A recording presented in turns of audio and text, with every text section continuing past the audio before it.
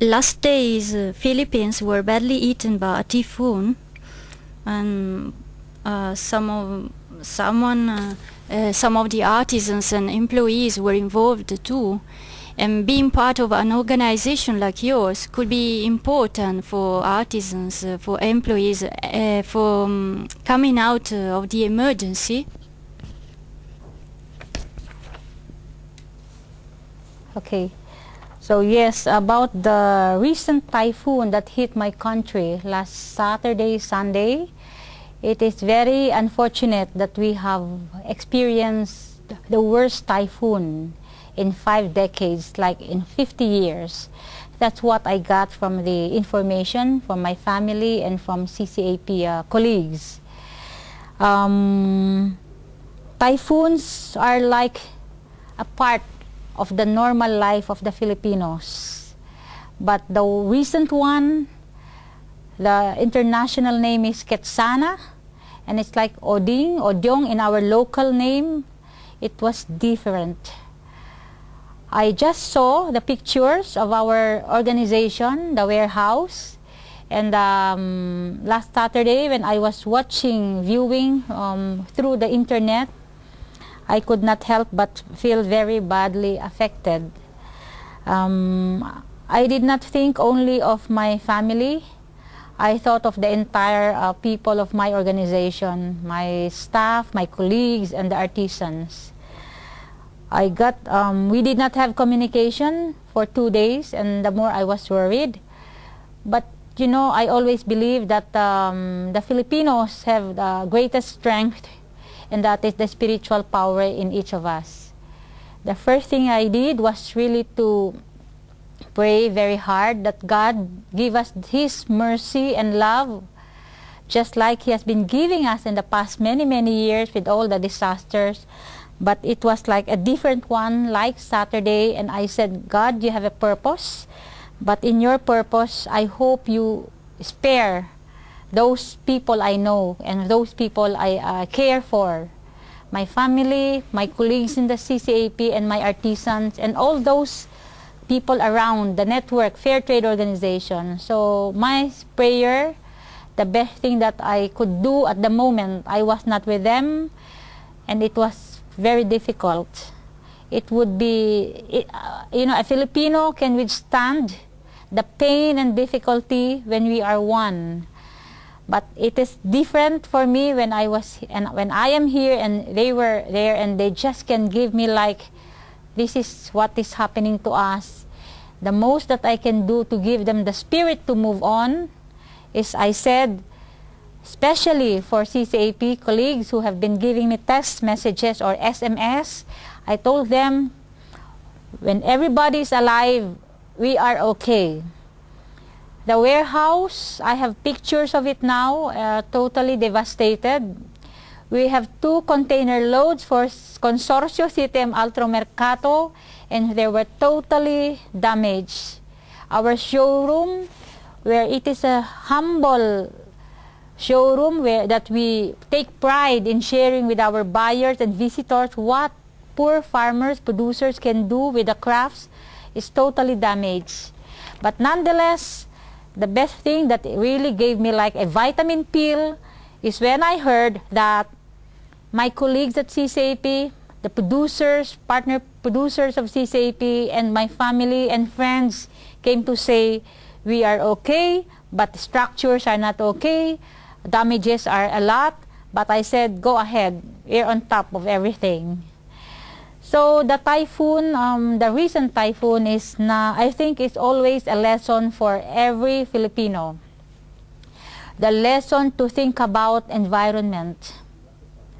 The lesson to again think about of others. When this is the time that we again unite to help one another, to help one another move up, get up, and start the first walk in rebuilding our lives again. We are a Filipino with so much strength that you only see especially in times of crisis. You remember the people's power began and it made history in the world, and it came from the Philippines.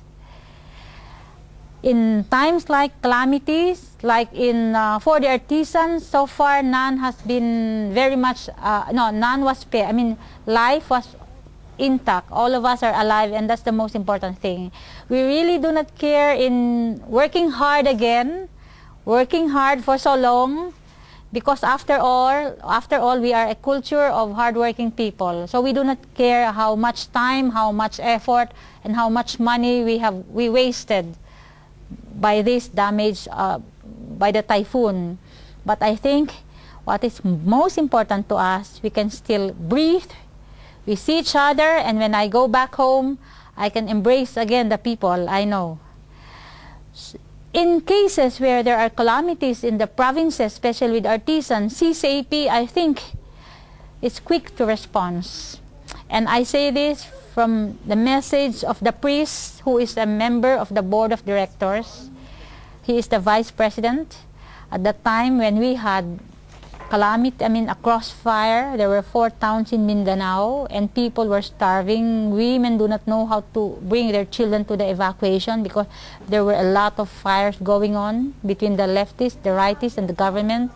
CCAP, with its simple act, we immediately gave, on the day that our parish priest, Rogelio, Father King, we call him, we immediately sent like 100,000 pesos to give, to send to buy rice, because he said like, people are starving, we need rice. Then I called up, how? Give me the information of the bank. And within the day, we were able to give him the 100,000 pesos. And it's a lot of sacks of rice.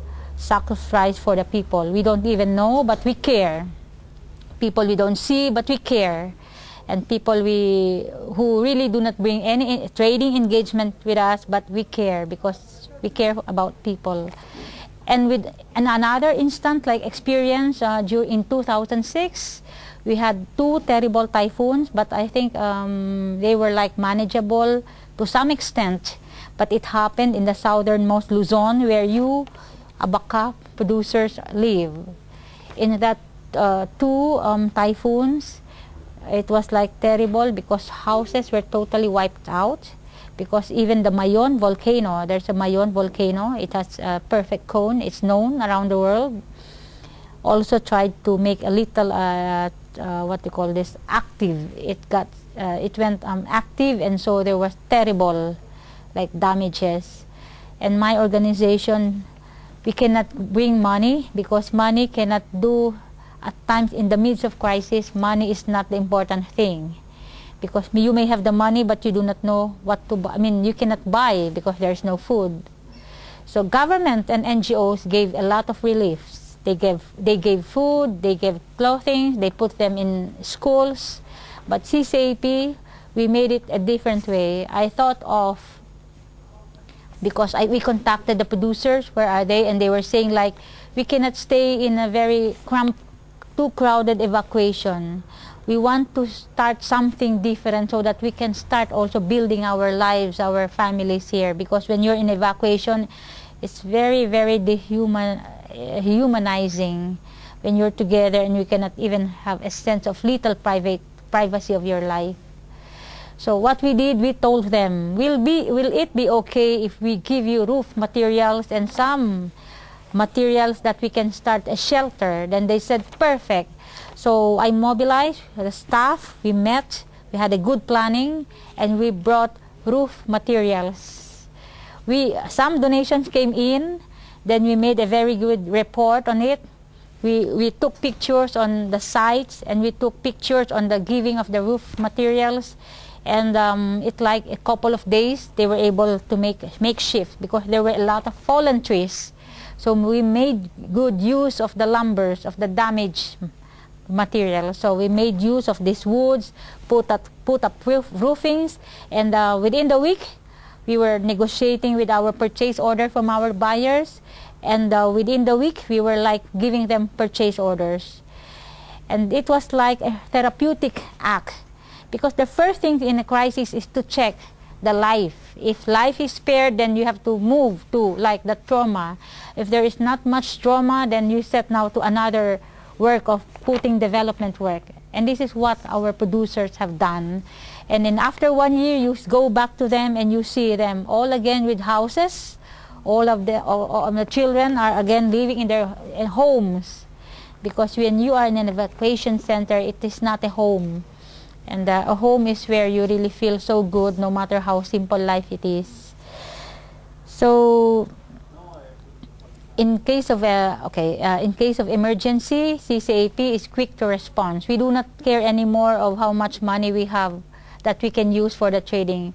We care first and foremost of how we can reach out to the people in danger, or in what way we can give them assistance. Okay.